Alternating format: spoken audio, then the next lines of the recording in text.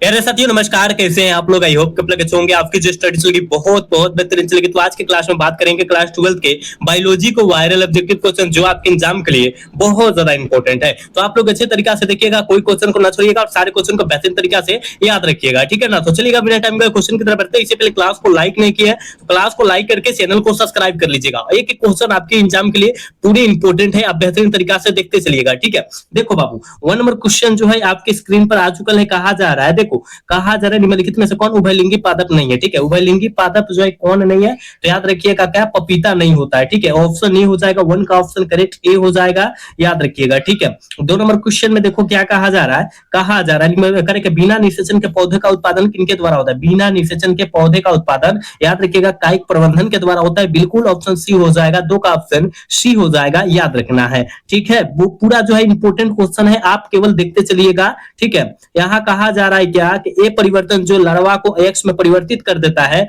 उसे हम लोग क्या कहते हैं, तो कयांतर कहते हैं। बिल्कुल ऑप्शन सी हो जाएगा, 3 का ऑप्शन सी हो जाएगा, याद रखिएगा। क्लास को लाइक करते चलिएगा, चैनल को सब्सक्राइब करते चलिएगा सारे बच्चे, ठीक है।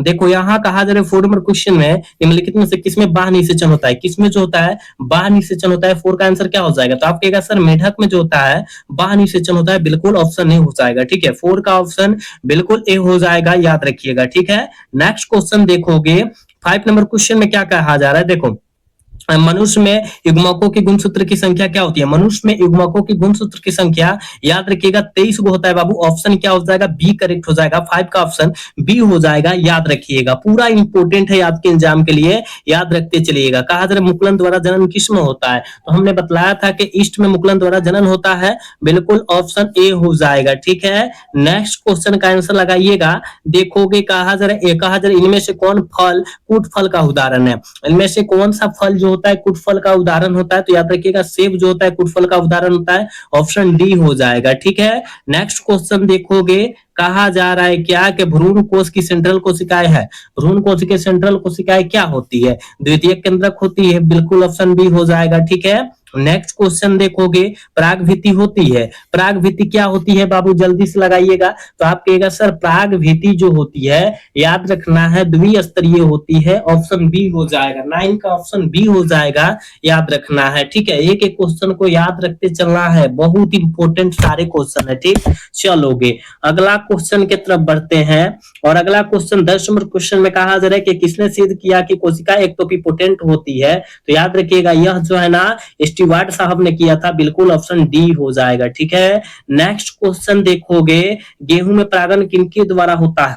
गेहूं में परागण जो होता है किनके द्वारा होता है, तो याद रखिएगा वायु के द्वारा होता है, ठीक है। गेहूं में परागण जो होता है याद रखिएगा वायु के द्वारा होता है, आपको याद रखना है। देखोगे 12 नंबर क्वेश्चन में कहा जा रहा है कि एक प्रारूपिक आवृत बीज भ्रूण कोश जो होता है प्राय क्या होता है, तो 7 कोशिकीय होता है। बिल्कुल ऑप्शन डी हो जाएगा, याद रखना है बाबू। 13 नंबर क्वेश्चन में कहा जा रहा है निम्नलिखित में से कौन भारी मात्रा में प्रोजेस्टेरॉन स्रावित करता है। कौन भारी मात्रा में प्रोजेस्टेरॉन हार्मोन को जो है स्रावित करता है, तो आप याद रखिएगा पित्तपिंड, जिसे कॉर्पस ल्यूटियम के नाम से हम लोग जानते हैं। बिल्कुल ऑप्शन सी हो जाएगा। चलोगे कहा जा रहा है कि कोशिकीय अवस्था में भ्रूण क्या कहलाता है। बाबू रे कोशिकीय अवस्था में भ्रूण क्या कहलाता है, तो आप कहेगा सर कोशिकीय अवस्था में जो भ्रूण कहलाएगा मरुल्ला कहलाता है। बिल्कुल ऑप्शन बी हो जाएगा। क्लास को आप सब लाइक करते चलो ना सारे बच्चे। चलो यहाँ देखो 15 नंबर क्वेश्चन में कहा जा रहा है कि सटोलीय कोशिकाएं सहायक होती है। सटोलीय कोशिकाएं जो होती है वो किसकी सहायक होती है, जल्दी लगाइएगा। तो आप कहिएगा सर शुक्राणुओं के परिपक्वन में सहायक होती है। बिल्कुल ऑप्शन सी हो जाएगा। कहा जा रहा है जिब्रेलिन क्या है। जिब्रेलिन क्या है, जल्दी लगाइएगा। तो जिब्रेलिन हम लोग 10 क्लास से पढ़ते आ रहे हैं कि एक प्रकार का हार्मोन है। बिल्कुल ऑप्शन ए हो जाएगा, ठीक।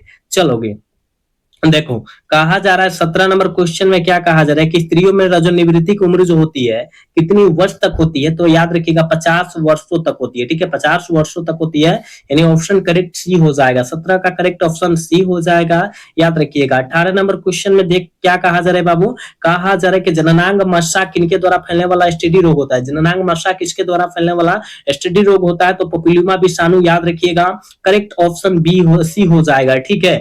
18 का ऑप्शन करेक्ट सी हो जाएगा, याद रखना। नेक्स्ट नंबर क्वेश्चन में क्या कहा जा रहा है, मादा में मुखीय गर्भ निरोधक गोली किसे रोकती है? मादा में मुखीय गर्भ निरोधक गोली जो है वो किसको रोक देती है? तो अंडोत्सर्ज को रोकती है। करेक्ट ऑप्शन ए हो जाएगा, ठीक है। नेक्स्ट क्वेश्चन देखोगे, कहा जा रहा है ना, प्रथम मानव जनसंख्या विस्फोट का कारण क्या हुआ? प्रथम बार जो मानव जनसंख्या विस्फोट हुआ था उसका कारण क्या हुआ था? कृषि में घोर कमी, यानी ऑप्शन ए करेक्ट हो जाएगा। चलोगे 21 नंबर क्वेश्चन में कहा जा रहा है मानव जनसंख्या वृद्धि क्या है?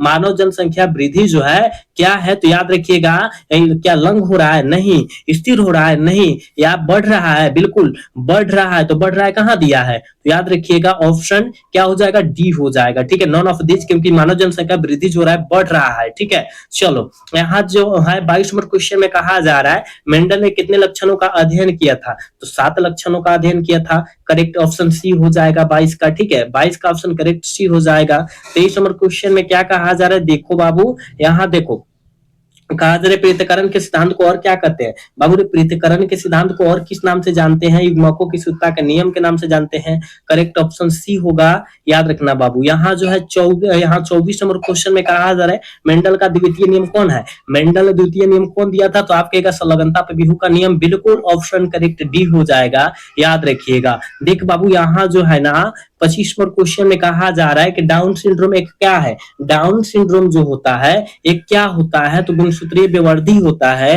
यानी ऑप्शन बी हो जाएगा। 25 का ऑप्शन बी होगा, याद रखना। 26 नंबर क्वेश्चन का आंसर सारे बच्चे लगाएंगे फटाफट। कहा जा रहा है मानव रुधिर एबी वर्ग में क्या होता है? तो एंटीबॉडीज की अनुपस्थित होता है। बिल्कुल ऑप्शन बी हो जाएगा, याद रखिएगा। अगला क्वेश्चन देखोगे, यहाँ देखो बहुत इंपॉर्टेंट है कि मनुष्य में गुणसूत्रों की संख्या कितना होता है? तो आप कहेगा मनुष्य में पुरुष की बात किया गया है, यानी 44 प्लस एक्स वाई होता है। और स्त्रिया की बात करें, स्त्री में बात करें तो 44 प्लस एक्स एक्स होता है। ये आपको याद रखना है, यानी यहाँ क्या हो जाएगा? ऑप्शन बी हो जाएगा। स्त्री का पूछता तो 44 प्लस एक्स एक्स मारते, आपको याद रखना है, ठीक है। तो इसका ऑप्शन बी होगा। चलो 28 नंबर क्वेश्चन में कहा जा रहा है कि यूरेसिल किससे संबंधित है? यूरेसिल जो होता है वो किससे संबंधित है? जल्दी लगाइएगा। आप कहेगा सर आरएनए से संबंधित है। बिल्कुल ऑप्शन ए हो जाएगा 28 का। 29 नंबर क्वेश्चन में कहा जा रहा है कि आनुवंशिक कूट में कितने कूट शब्द होते हैं? देखो आनुवंशिक कूट में कितने कूट होते हैं? तो 64 होते हैं। लेकिन कितने कूट शब्द होते हैं?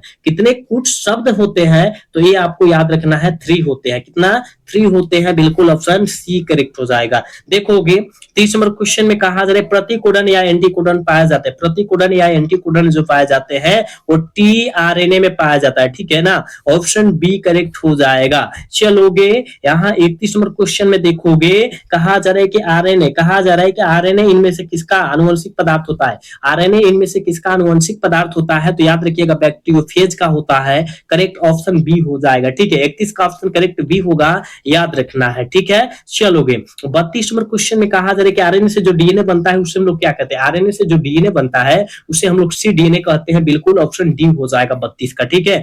नेक्स्ट क्वेश्चन देखोगे 33 नंबर क्वेश्चन में क्या कहा जा रहा है कि सैटेलाइट डीएनए निम्नलिखित में से किसका उपयोगी साधन होता है? सैटेलाइट डीएनए निम्नलिखित में से किसका उपयोगी साधन होता है? तो याद रखिएगा विधि विज्ञान, जिसे प्रोसेस विज्ञान के नाम से लोग जानते हैं, ठीक है ना। इंग्लिश प्रोसेस विज्ञान होता है, साइंस होता है, यानी ऑप्शन बी करेक्ट हो जाएगा, ठीक है। चलोगे 34 नंबर क्वेश्चन में बाबू कहा क्या जा रहा है कि समकार्य संरचनाएं किसके परिणाम स्वरूप होता है? समकार्य संरचनाएं जो होता है किसके परिणाम स्वरूप होता है? अभिसारी विकास का। बिल्कुल ऑप्शन बी हो जाएगा, ठीक है। यहाँ जो है आज के क्लास के लास्ट क्वेश्चन है, कहा जा रहा है जावा कॉपी मानव की कपाल क्षमता क्या होती है? तो कहिएगा सर 900 सीसी होती है। कितना? 900 सीसी होती है। बिल्कुल ऑप्शन ए हो जाएगा 35 का, ठीक है। बाबू हमने 35 क्वेश्चन पूरे वायरल क्वेश्चन कराया है। आप अच्छे तरीके से इस 35 क्वेश्चन को पढ़ लीजिएगा, क्योंकि आपके एग्जाम के लिए 100% रियल क्वेश्चन है, ठीक है ना। तो चलिएगा मिलते हैं अगला क्लास में। आज का क्लास कैसा लगा? अगर अच्छा लगा हो तो क्लास को लाइक और चैनल को सब्सक्राइब करना ना भूलिएगा, ठीक है।